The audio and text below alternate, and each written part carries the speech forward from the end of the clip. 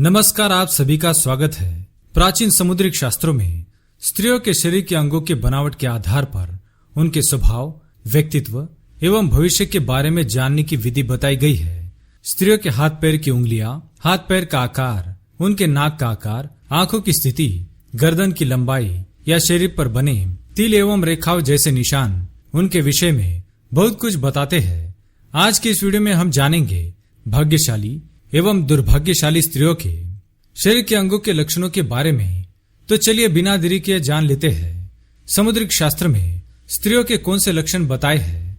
सबसे पहली बात, यदि चलते समय जिस स्त्री के पैर की कनिष्ठ उंगली जमीन को स्पर्श न करे, उस स्त्री को अत्यंत दुख भोगने पड़ते हैं। उसका पति भी उसे त्याग कर चला जाता है और उसे दूसरा विवाह करना पड़ता है। जिस स्त्री के पैर की अनामिका भूमि को स्पर्श नहीं करती है, वह स्त्री अपने दो पतियों की मृत्यु देखती है। और जिस स्त्री के पैर की मध्यमा उंगली जमीन को स्पर्श नहीं करती है, ऐसी स्त्री को अपने जीवन में बहुत अधिक दुखों का सामना करना पड़ता है। इसे अपने पति एवं संतान की भी मृत्यु देखनी पड़ती है। दूसरी बात, जिस स्त्रियों के पैर के तलवे रूखे, फटे हुए, बिना किसी रंग वाले और कठोर हो तथा जिनके पैर के तलवों के बालू या मिट्टी में अधिक स्पष्ट निशान न पड़े, वह बहुत ही दुख पाती है। जिस स्त्री के पैरों के तलवे में चक्र, त्रिभुजाकार रेखा है, शंखाकृति, कमल, ध्वज तथा छाती जैसी आकृतियां होती है, वह रानियों के समान सुख भोगती है।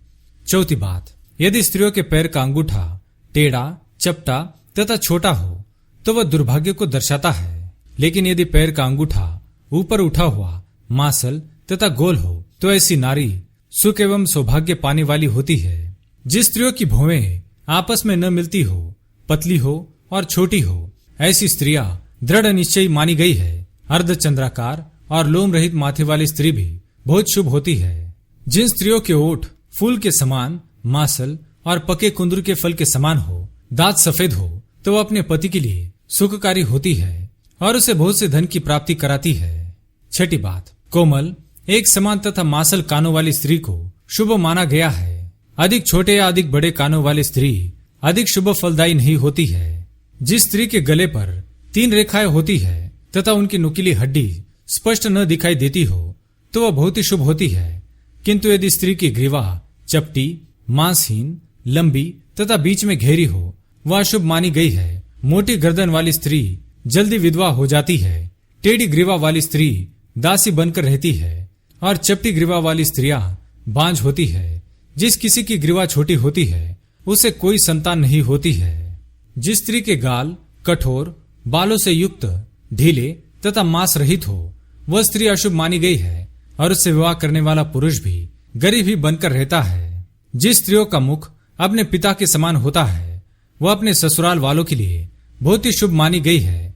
माता के समान मुख वाली स्त्री दुख भोगने वाली होती है।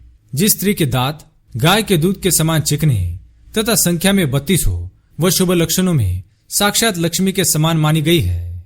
मोटे, लंबे, सीप के आकार के जैसे पीले तथा विघटित दांत स्त्रियों के दुर्भाग्य को सूचित करते हैं। जिस स्त्री के नीचे के दांत अथवा ऊपर के दांत कम हो, वह अपनी माता के लिए घातक सिद्ध होती है।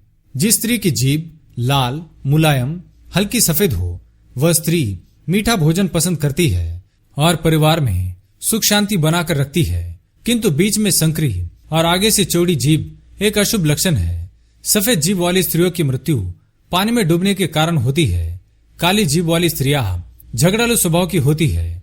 मोटी जीभ वाली औरतें दरिद्री होती है और लंबी जीभ वाली औरतें अभक्ष अथवा गंदा भोजन करना पसंद करती है।